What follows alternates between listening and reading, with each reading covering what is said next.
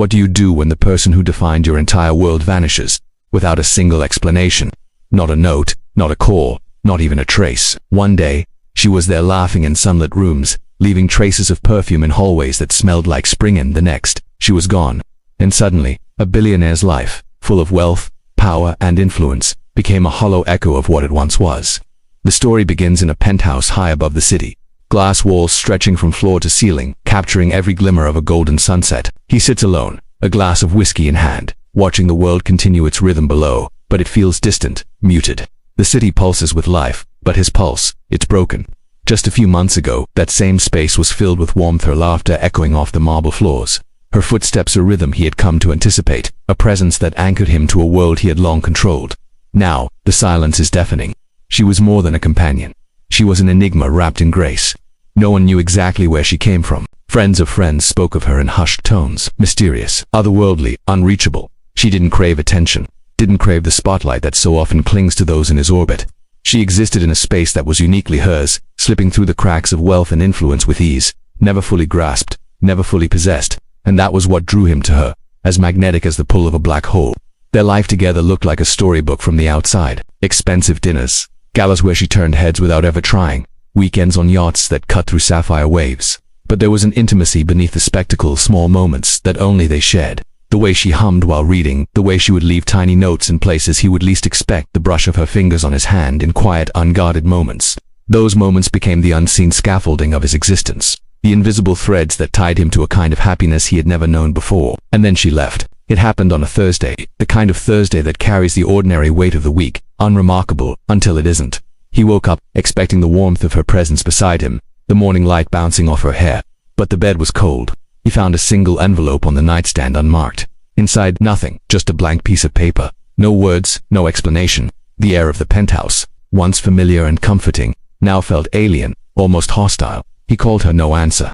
Texts went unanswered. Even the security cameras offered nothing. It was as if she had evaporated from the world, leaving him alone in a life that suddenly felt unbearably empty.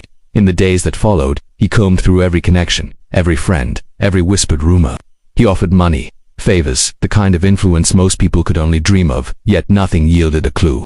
People said she might have left to find herself, or that she simply wanted freedom from the gilded cage that surrounded him. But deep down, he knew it wasn't just that simple. People like her, they don't just vanish without a reason. And yet, here he was, staring at the walls she had once animated, trying to breathe in the echo of a presence that no longer existed. Every corner of the penthouse whispered her absence. Her favorite chair by the window remained as she left it, a faint imprint of her silhouette in the cushion. The piano, a relic she had once played on evenings that stretched into the night, sat untouched, collecting dust. Even the city outside seemed to mock him, alive and vibrant, moving on without acknowledging the void she had left behind. He tried to fill the emptiness with work, with meetings, with extravagant trips that spanned continents, but nothing could replicate the simplicity of her smile, the depth of her gaze that seemed to understand him in ways no one else ever could. Friends, colleagues, and even casual acquaintances noticed the change. The man who had once commanded every room he entered now walked through life like a ghost. His charm was still there, his brilliance undeniable, but it lacked the warmth it once carried. There were interviews where he smiled politely, but his eyes betrayed him dark, hollow, searching for something, someone who wasn't coming back. And then there were the nights. Oh, the nights, those long stretches of darkness where the city lights cast jagged shadows across the walls, and he would replay every memory of her. He remembered the first time they met at a charity gala, crowded room, crystal chandeliers reflecting 1,000 points of light, and there she was, calm and luminous, as if the chaos of the world had no claim over her. He remembered the sound of her laughter echoing in empty corridors, the way she had touched his hand once during a stormy night on a rooftop, grounding him, making the world make sense. And now, that memory was a knife, twisting in the silence. Rumors began to swirl, as they always do when a woman disappears from the orbit of someone so powerful. Some whispered that she had been part of a secret life, hidden from the world in ways even he hadn't fully known. Others suggested darker possibilities, a sudden obsession, someone who didn't want her found, a secret too dangerous to reveal. But despite the speculation, the truth remained locked away, buried somewhere between the spaces she had occupied and the choices she had made. And the billionaire, he was left to navigate a maze of questions with no answers, his life a gilded cage of longing and regret. He tried to move on. There were dinners with potential partners, trips to private islands, even acquisitions that should have thrilled him, but nothing reached the emptiness that had taken root inside. Her absence had created a vacuum, one that even his immense fortune could not fill. Every laughter he heard sounded hollow, every joy tainted with a memory of her presence. He began keeping a journal, something he had never done before, writing down her quirks, the way her hair fell over her eyes, the cadence of her voice. But the pages became more of a lament than a record, each word a reminder that she had chosen a life without him, and yet he couldn't let it go. There were nights when he would wander the city, walking streets he once explored with her, visiting places where her shadows seemed to linger. He spoke to strangers, hoping someone had seen her, hoping for a sign. He hired private investigators, scoured digital footprints, and even checked destinations she had once mentioned casually, places that now seemed like clues in a puzzle only she held. Every lead ended in nothing, every hint dissolved into air. It was as if she had been a dream, and he had woken up alone, staring at the echo of a life that no longer existed. Some say that love can be a kind of madness. But what happens when that madness is interrupted by silence? When the person who grounded your entire existence disappears without explanation, the mind begins to fracture under the weight of unanswered questions. Nights bleed into days, days into weeks, and still, the void remains. His empire, once a source of pride, now feels like a monument to absence. Every acquisition, every deal, every headline that once made him the center of the world now seems trivial. The only story that matters is the one that is missing, the story of her. And then, one evening, as he stared at the city from the top of his penthouse, something changed. A message appeared on his secure line, a symbol, cryptic and familiar, something only she would send. His heart raced. It wasn't a word, it wasn't an explanation, but it was enough. Enough to remind him that she was still out there, somewhere, existing in a world that he couldn't reach. Yet, and in that moment, the hollow emptiness of his life was replaced by something new, a question, burning and unrelenting. Why did she leave? And was there a way to find her before the shadows of time made her disappear completely? He doesn't know it yet, but the search he is about to embark on will challenge everything he thought he knew, not just about her, but about himself. It will take him to the edges of the world, into places where power, money, and influence mean nothing. And it will reveal truths that no fortune can protect him from. Because sometimes, the most valuable thing a person can lose isn't money, or status, or even time. It's the one presence that makes life matter at all. And he is about to learn just how fragile that truth can be. The question now is simple, yet terrifying. She left without a word, but why? And the answer is waiting. She left a symbol, faint and cryptic, but it was enough.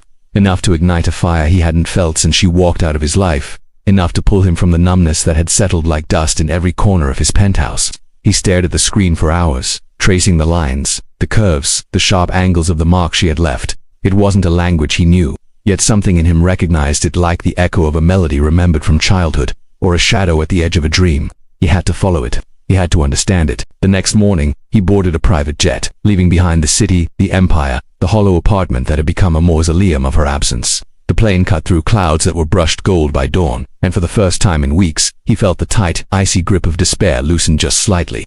She was out there. Somewhere, the symbol was a breadcrumb, and he would chase it across continents if he had to. The first lead took him to Venice. Narrow canals shimmered under a soft morning mist, gondolas gliding silently through waters that reflected centuries of secrets. He wandered the labyrinth of streets and alleys, following subtle hints, an obscure cafe where she had once lingered, a bookshop that carried foreign titles she had mentioned in passing. The city smelled of damp stone and brewing espresso, and he imagined her there, turning pages, her fingers tracing words as if the letters themselves were alive. It was in the bookstore that he found his first clue. A man with a lined face and hands that betrayed years of labor looked up as he entered. There was recognition in his eyes, not of him, but of her. "She comes here," the man said softly. "Not often, leaves something behind every time. Something only the right eyes can read." He handed him a small card, embossed with a pattern that mirrored the symbol from the message. Nothing else. No words, no explanation. Just a pattern, etched in ink that seemed almost alive, moving if you stared too long. He spent days in Venice, retracing her steps, speaking to strangers who might have glimpsed her, scanning the markets and piazzas, the rooftops that kissed the sunset. Each lead ended with a dead end, yet every dead end carried a piece of her essence, a fragment of the life she had once led. He began to understand that her disappearance wasn't random, it was deliberate, purposeful, a trail she had carved with care and precision. By night, he would retreat to the small hotel he had rented, pacing the room in restless loops.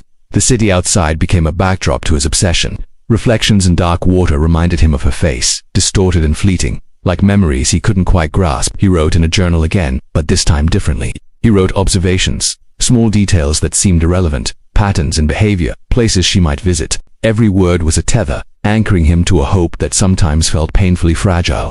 One evening, in a quiet square illuminated by lanterns, he noticed a figure at the far end of the piazza. She stood there, briefly silhouetted against the golden glow, looking at something in her hands. His heart raced. He froze. Could it really be her? The figure turned, and for a fleeting moment, their eyes met, or at least, it felt like hers were looking at him. But the crowd shifted, and she melted away into the night, leaving him with nothing but the echo of possibility. Venice was only the beginning. The symbol led him further east, to a remote island in the Aegean Sea. Waves crashed against jagged cliffs, and the wind carried a salt-stung chill. He arrived at dusk, the sky painted in bruised purples and deep oranges, and the island felt like a different world entirely. Here, civilization fell away. Villages clung to the hillsides, and narrow paths wound between stone houses with terracotta roofs. He felt her presence more acutely here, in the silence between the waves, in the rhythm of the crickets that began to sing as night fell. It was in a small tavern, tucked into a corner of the village square, that he found another fragment. The tavern keeper, an elderly woman with eyes like polished jet, seemed to know more than she said. "She comes," the woman murmured, as if speaking to herself. "She comes, but not for you. Not yet." Her words were cryptic, but they carried weight. On the counter, he noticed a folded piece of paper, left under a plate of olives. The pattern was familiar, another symbol, a variation, almost like a map. He tucked it into his coat and felt the pulse of hope surge again, though tempered with unease. The nights on the island were long. Sleep came in fragments, haunted by dreams of her walking away, of the empty spaces she left behind. But he also dreamed of her presence, of her hand in his, guiding him through darkness, revealing secrets he couldn't yet comprehend. Each dream left him both exhilarated and exhausted, as though the boundary between reality and memory had blurred into something indistinct, dangerous, and intoxicating.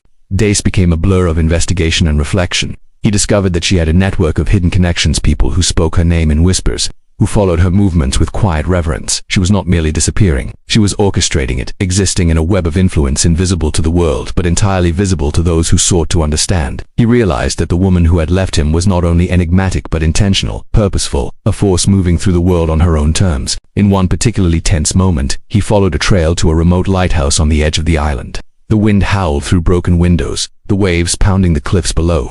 He found nothing inside but remnants of someone's stay, an empty mug, a journal with pages ripped out, footprints in the dust that led only to the door.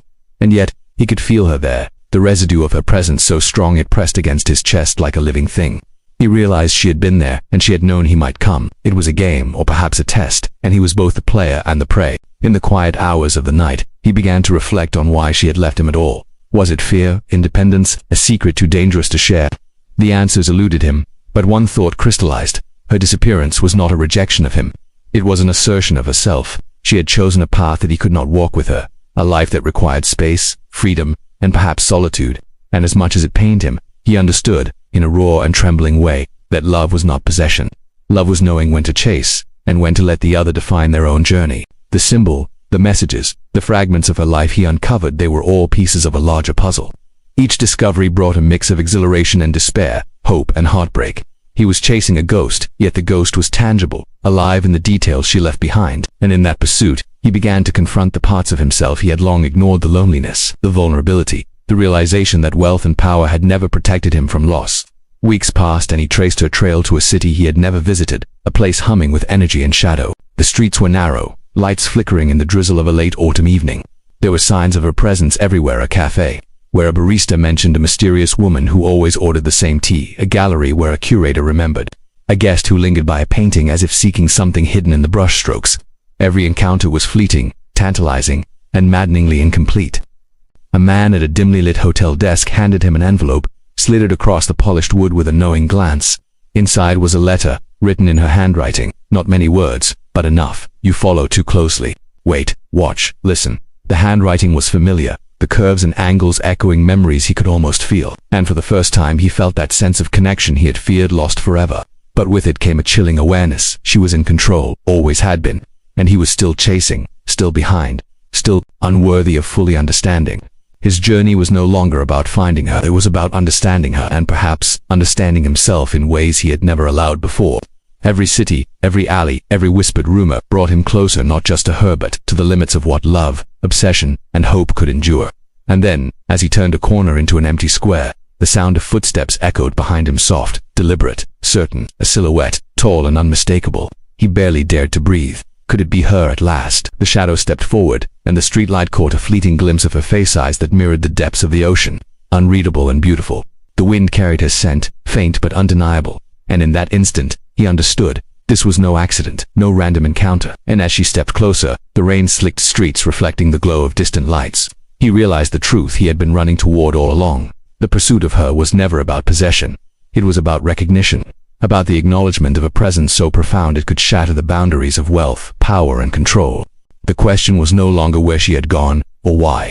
The rain had slowed to a drizzle, tiny droplets clinging to his coat like reluctant confessions, as he stood in the square, watching her.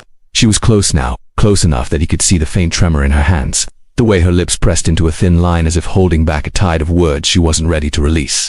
The streetlights shimmered in the wet cobblestones, painting her in fractured gold, a figure half real, half illusion. He wanted to speak, to ask the questions that had haunted him for months, but words felt inadequate, clumsy intrusions into the space she had carved for herself. She finally moved, slow and deliberate, her eyes never leaving his. "You came," she said, voice low, almost drowned by the wind that rattled the rooftops.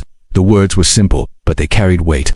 The undertone of her tone suggested a world of experiences, decisions, and distances he had never been able to measure. She wasn't just speaking to him, she was testing him, measuring the breadth of his obsession, the depth of his understanding. He nodded, unable to force the words past his throat. Months of pursuit had left him raw, hollow, desperate, and yet, standing there, he realized how unprepared he was for the truth of her presence. All the symbols, all the messages, they had built an anticipation in him that was almost unbearable, a fiction he had filled with longing and fantasy. Reality, though, had its own contours. Her existence was sharper, stranger, and more defiant than he had imagined. Why, the word escaped him finally. Small, brittle, as if breaking apart in the rain.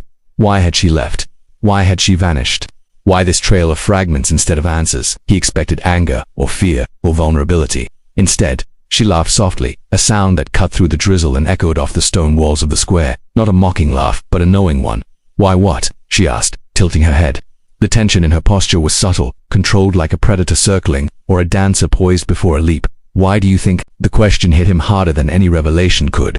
She hadn't left because she didn't care. She had left because she did, and not for him, for herself. His mind raced to interpret the layers of meaning, but each possibility only deepened the mystery. Every assumption he had made her fear, her independence, the danger he imagined crumbled under the weight of a simpler, yet more devastating reality. She was beyond his grasp, and perhaps always had been. The drizzle intensified. He noticed the fine lines of her coat, the faint trace of dampness on her collar, the glint of something in her hand. It was a small device, rectangular, metallic, humming faintly, a phone, a tracker, something else entirely. He couldn't tell. And when he reached for it, instinctively, she flinched, almost imperceptibly, but enough to make him freeze. She wasn't just leading him, she was controlling the narrative, maintaining a distance that wasn't purely physical. She was always several steps ahead. "You followed me far," she said. Her voice was calm, almost serene, but each syllable carried the weight of inevitability. "And yet, you still don't understand." She moved closer, the rain glossing her hair, the faint shimmer of water catching the light like tiny stars. "You think these clues, these symbols, they're meant to bring you to me. They're not. They're meant to show you something else. Something you've been avoiding."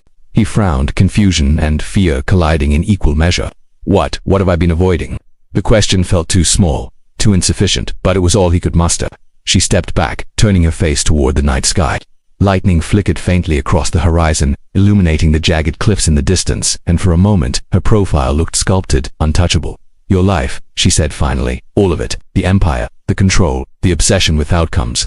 You've been running from emptiness, and I'm just a mirror." He stumbled over her words, a truth that had been buried beneath wealth and power, beneath the illusion that influence could substitute for connection. She wasn't just missing from his life. She was revealing to him what had always been missing within himself, and the realization struck like a tidal wave. All the months of pursuit, all the obsession, had not been about finding her. They had been about confronting the hollowness he had ignored. For a moment, he let himself sink into the quiet despair that followed revelation. The rain fell heavier now, drumming on the cobblestones, rushing through gutters like the pulse of a city alive with indifference. Every moment he had chased her had sharpened this ache inside, a void that could not be filled by power, or influence, or money.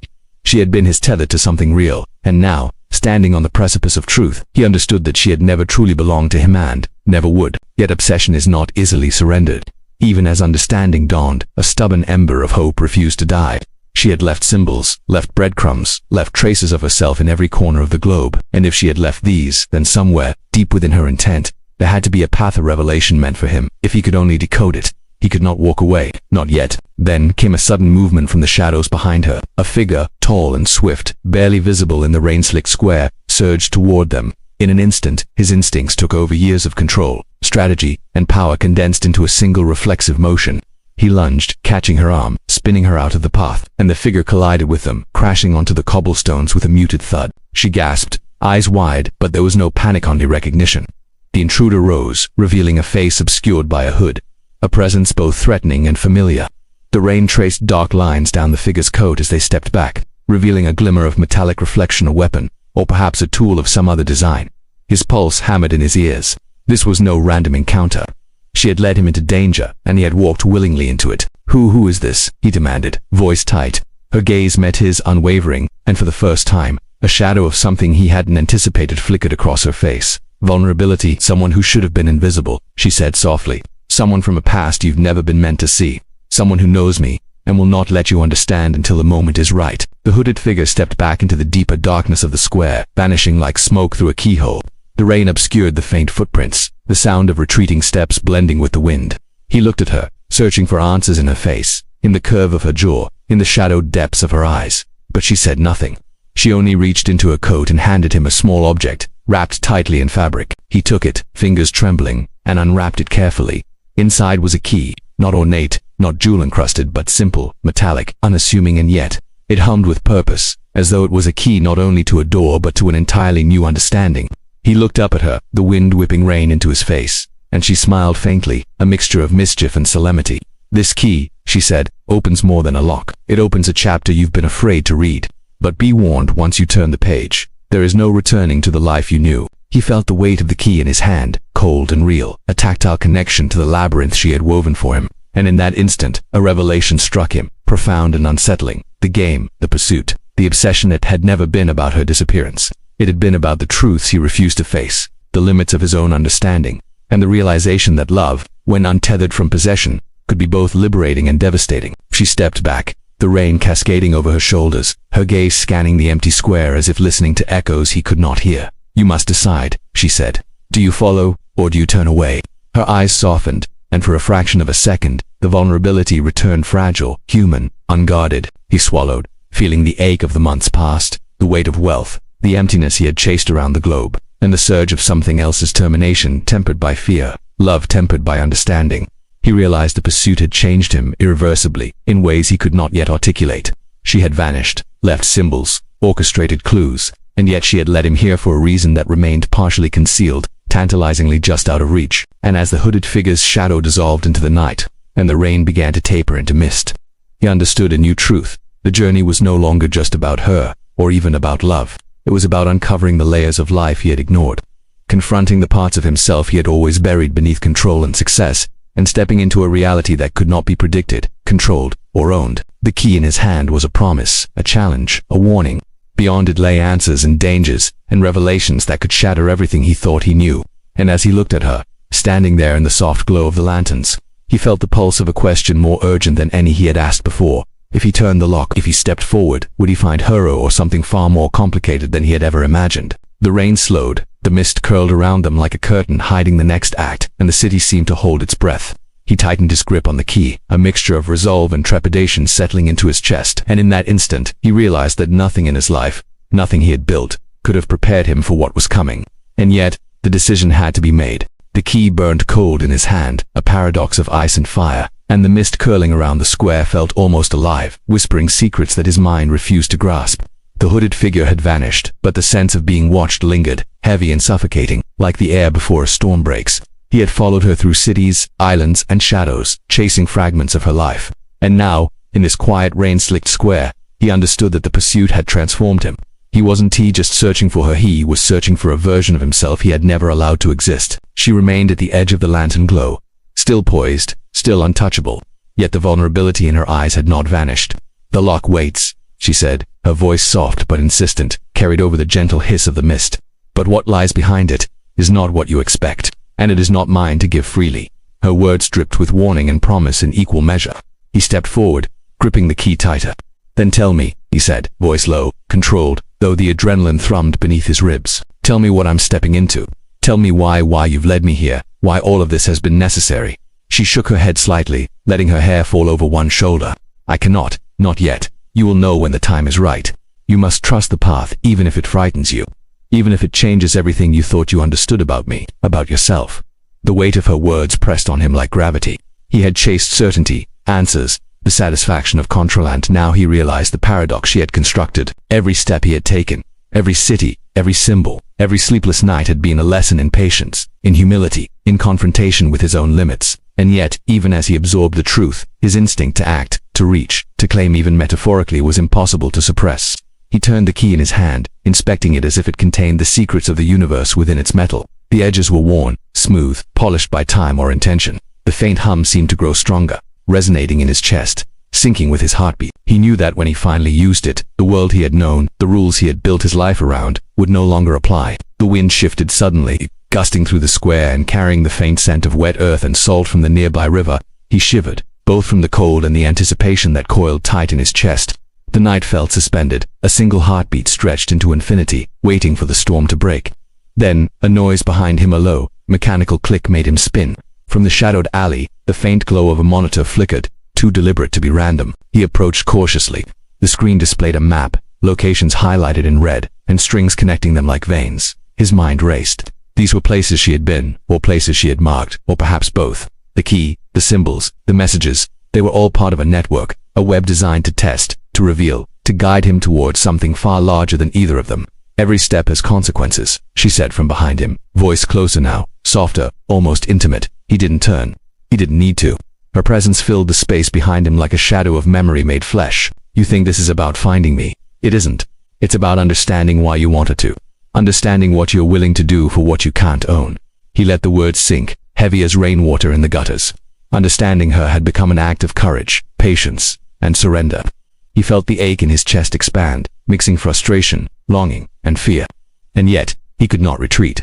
The journey had gone too far, and the gravity of the moment demanded motion, demanded choice. The monitor blinked again, drawing his gaze to a single highlighted location, an old warehouse on the outskirts of the city, abandoned and foreboding. It pulsed faintly, almost imperceptibly, like a heartbeat in the dark.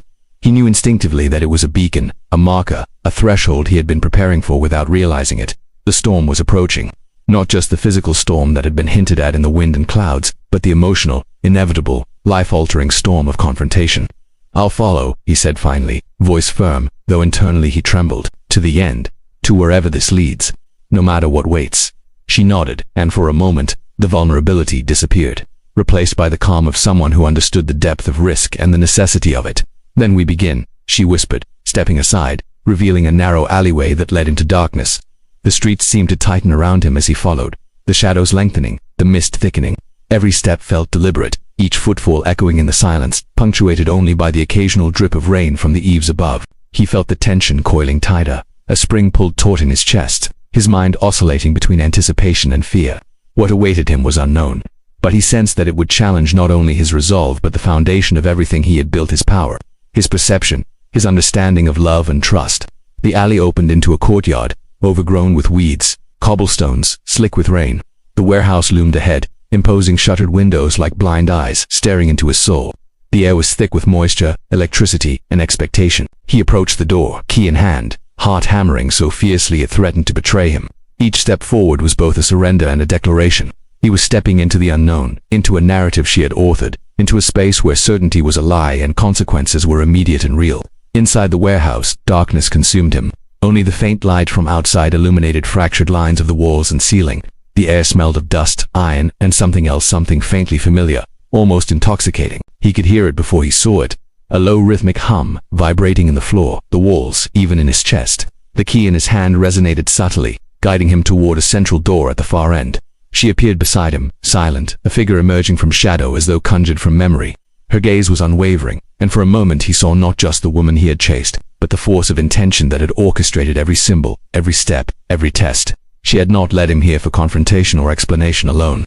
She had led him here to see, to understand, to endure. He inserted the key into the lock, the metal cold against his palm, the hum growing louder, almost unbearable, vibrating against his skin. The door clicked, then slowly swung open. Light spilled out from within, blinding in its intensity, forcing him to shield his eyes. The air shifted, warmer now, charged with the weight of anticipation, thick with electricity and the promise of revelation. Inside the room was vast, impossibly tall, walls lined with screens, maps, artifacts, and symbols, an archive of journeys, knowledge, and experiences he could barely comprehend. Every item seemed deliberate, a fragment of someone's life meticulously preserved, curated, and displayed. His pulse raced. This wasn't a room she had prepared for him. It was a room that revealed her, entirely, in all her complexity, her genius, and her secrets. She stepped into the light behind him, her presence steadying yet electrifying. "This," she said softly, "is why I left. Not because I didn't care, but because I had to. Because some truths cannot be shared until the seeker is ready, and some paths cannot be walked until fear and desire are separated. You are ready now, but the final step is not simple." He turned slowly, absorbing the enormity of the room, the depth of her intentions, and the weight of the journey. Everything, the pursuit, the obsession, the nights of reflection, the cities, the symbols had led here. And yet, the truth she had promised, the revelation that would unravel or redefine everything, still waited beyond his reach. He felt the storm's tension coil tighter, each heartbeat a drumbeat in the silence, a warning that the climax was near, imminent, unavoidable. She extended her hand, and for a moment it was an invitation, a challenge, a lifeline. His mind raced with questions, doubts, and fears, but he knew instinctively that stepping forward was the only choice. The storm was about to break, and when it did, nothing would be the same. The air thickened, the hum grew louder, and he realized with a mixture of awe and terror that the revelation awaiting him would not only expose her secrets but would demand the surrender of everything he had thought he controlled. His life, his identity, his very understanding of love and loss. And as he placed his hand in hers, ready to step fully into the unknown, a single thought crystallized in his mind. The world he had known was gone. The path ahead was uncharted, dangerous, and extraordinary. And in that instant he understood that the next moment, whatever it held, would define him forever. He stepped forward, hand in hers, and the room seemed to breathe around them. Light bounced off screens, maps, and symbols like shards of a fractured universe, illuminating her face with a mixture of resolve and vulnerability. The hum beneath his feet thrummed in tandem with his heartbeat, vibrating through bone, through muscle, through thought, until the air itself felt alive. Every step toward the center of the room was a step deeper into truth, and he could feel it pressing against him from every angle. "This, all of this," he whispered, voice barely audible over the hum. "It's yours." She shook her head. Slow, deliberate. "No, not mine, not yours. It belongs to the world I left behind, the life I chose when I walked away. Everything I've hidden, everything I've created, every path I've traced, it was never about possession. It was about survival and understanding." He looked around, taking in the vast archive. Screens displayed cities he had never seen, faces he had never known, symbols and codes that twisted logic and perception into something almost sacred. Shelves groaned under the weight of journals, photographs, and artifacts, each meticulously labeled, each deliberate.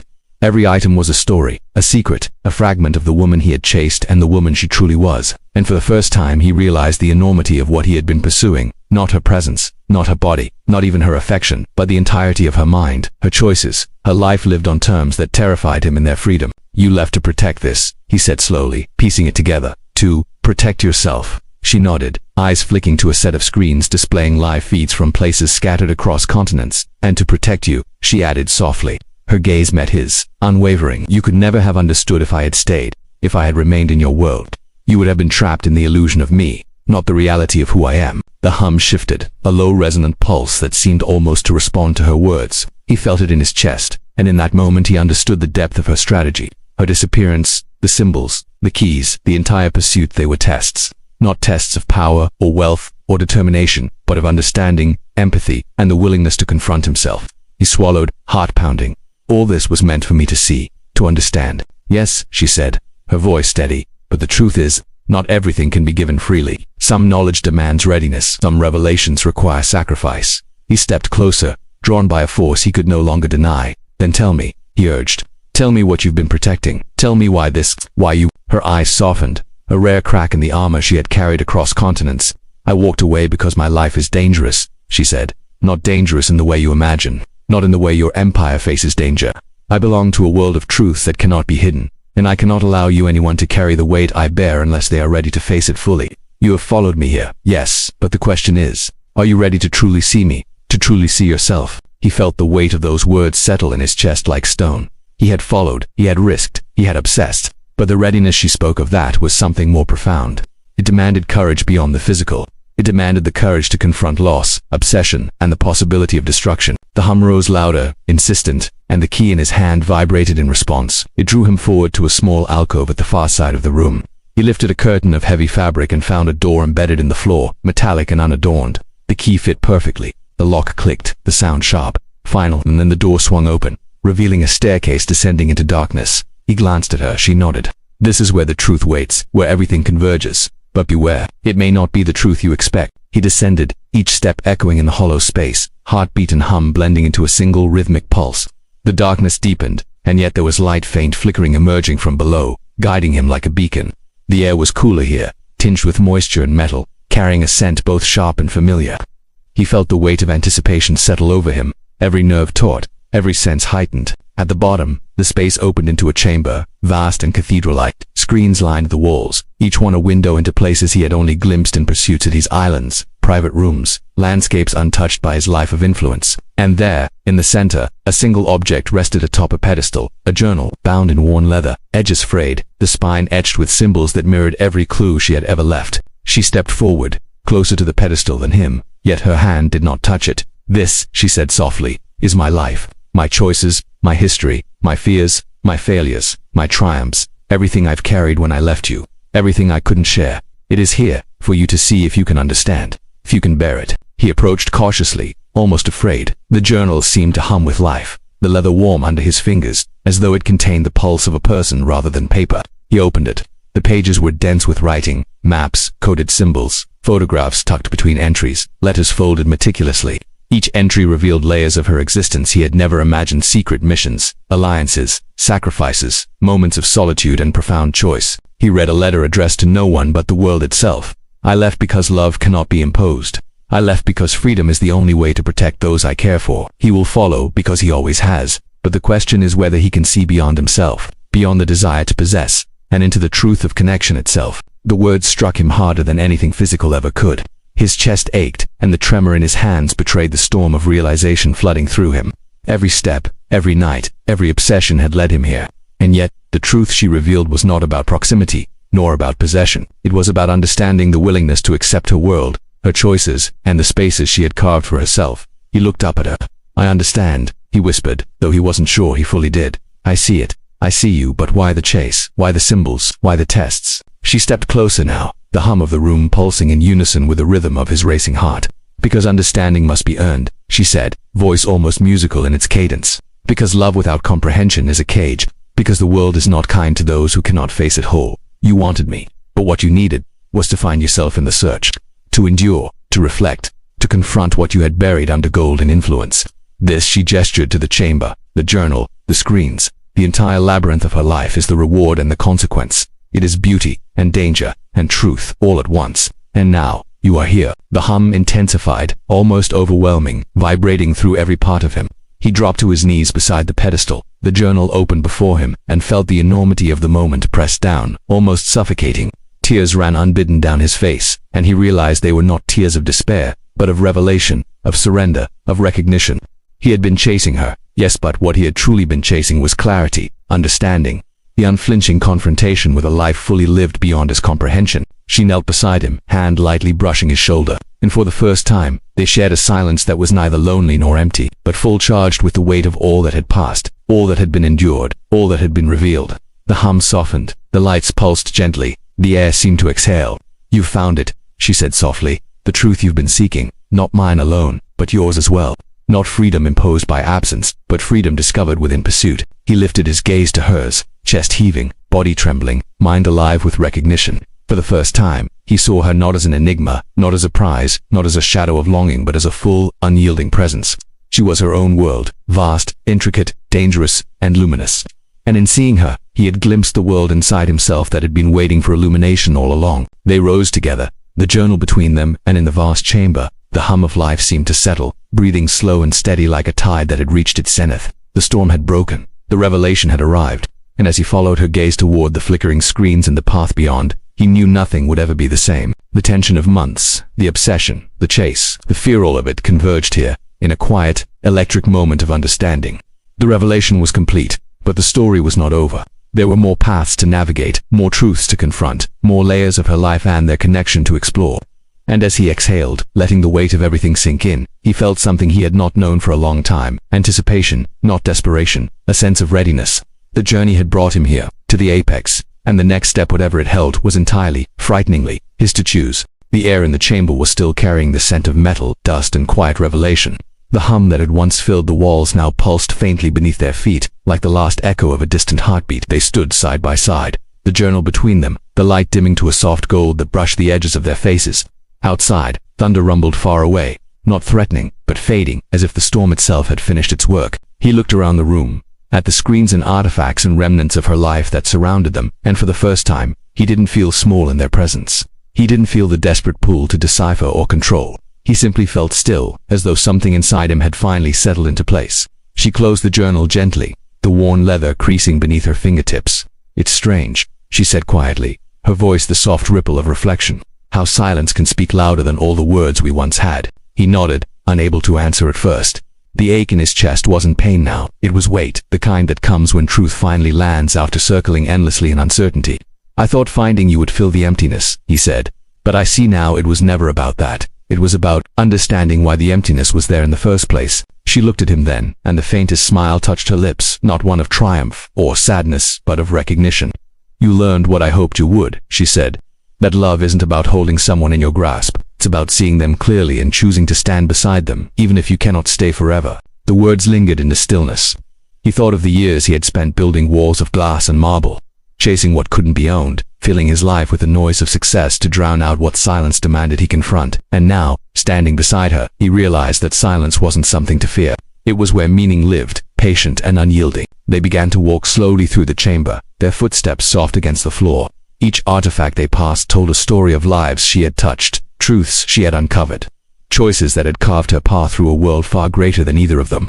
There were photographs of places he didn't recognize, faces illuminated by moments of compassion and struggle, words etched on paper that spoke of sacrifice and persistence. "This," she said, running her hand lightly across a stack of papers, "was what I built when I left. A network of stories. People who believed truth was worth chasing, even when it hurt. Every life here is connected by something unseen, a thread that binds us all when we dare to live with honesty." He studied her in the golden half-light, the way the shadows moved across her face. "And me?" he asked quietly. "Where do I fit into that thread?" She paused, turning to face him fully. "You were the reminder," she said, "that even those who have everything can still feel lost, that wealth doesn't insulate the heart, it only amplifies its silence." He let the words wash over him. There had been a time when he thought love meant rescue, that finding her would fix something broken inside him. Now he saw that what she had done was far greater. She had held up a mirror and forced him to see himself clearly for the first time. The hum beneath them shifted again, lower now, softer, like the deep breath of something that had finally come to rest. She stepped closer, her gaze steady and calm. "When I left, I thought I had to vanish to protect what mattered most. But I see now that leaving wasn't the end of us, it was the beginning of you." He inhaled slowly, the air thick with emotion. "You taught me something I didn't know I needed to learn," he said. "That love isn't measured in presence, it's measured in understanding. And that some absences are not abandonment, they're a kind of grace." A faint shimmer of tears touched her eyes. But she didn't look away. Then perhaps she whispered, "We've both found what we were looking for." Outside, the storm broke apart. Through the high glass of the ceiling, the first light of dawn began to seep in, cutting across the space in long, soft rays. Dust floated like gold in the air, and for a moment, it felt as if the entire room, every object, every memory, was exhaling with them. He turned to her. "What happens now?" She looked at the rising light, the way it painted the walls in quiet color. "Now, you live," she said. "You take what you've seen, what you've felt, and you let it change you. That's all any of this was ever meant to do." Her words carried both closure and release, the kind that dissolves the boundaries between past and possibility. He wanted to hold on to the moment, to freeze it before it slipped into memory. But he knew, just as she knew, that moments like this were meant to pass, that the beauty of truth was in its imprint. They walked together toward the stairs that led back into the world above. With every step upward, the air grew warmer, brighter. The faint vibration of the room faded behind them, replaced by the distant hum of the waking city. When they reached the threshold, she stopped and turned to face him once more. "Do you remember the first question you asked when I disappeared?" She said. He thought for a moment, then nodded. "I asked why you left." She smiled faintly, and now he met her gaze, and this time, his voice was steady. "Now I understand that you didn't leave at all. You just walked ahead, and I had to catch up." A quiet laugh escaped her lips, the kind that carried both warmth and sadness. "Then you've arrived," she said softly. They stood there for a long moment, the light of morning wrapping around them. Then she turned toward the street, her figure framed by the pale glow of dawn. He watched as she stepped out into it, unhurried, unburdened, her silhouette fading into the rhythm of the world that was already moving forward. He didn't follow this time. He didn't need to. The ache that had once driven him was gone, replaced by a calm he hadn't known in years. He looked back one last time at the hidden room behind him, the symbols, the stories, the hum that had once filled it, and then he stepped into the morning light. The city was waking, rainwater glinting on the cobblestones, the sound of footsteps and distant bells blending into the melody of life. He stood still for a moment, feeling the air on his face, the warmth of the sun breaking through clouds. And he realized how quiet the world truly was when one finally learned to listen. He began to walk, not toward her, not toward anything in particular, but toward the horizon, the open space that stretched endlessly before him. The key she had given him was still in his pocket, cool against his palm. He turned it over once, feeling its weight, and then let it slip into the river as he crossed the bridge. It landed with a soft splash, sending ripples across the surface that shimmered in the morning light. For a long while, he watched the water carry the ripples outward, widening, fading, becoming one with the current. A strange peace filled him, the kind that doesn't shout or demand, but simply exists. He had chased meaning across the world, and in the end, found it not in possession or revelation, but in release. He thought of her not as the woman who left, but as the one who had taught him what it meant to truly see. Somewhere, she was walking to, perhaps watching another sunrise, perhaps closing another chapter of her own. He didn't need to know where. Knowing she existed was enough. He breathed in deeply, the air cool and alive with the scent of rain and earth. The city stretched around him, full of stories, full of lives intertwining and separating, just as theirs had. He felt both small and infinite within it. And as he continued walking, the question rose quietly in his mind, the kind that doesn't seek an answer, but lingers like an echo. What do we become when we stop chasing what's gone, and start living for what remains? The light grew stronger, washing the world in gold. His steps grew steady and hurried, as the sound of life folded around him, laughter, wind, footsteps, the hum of the earth itself. Somewhere behind him, the remnants of the storm dissolved into memory. Ahead, the day waited, wide open. He didn't look back again.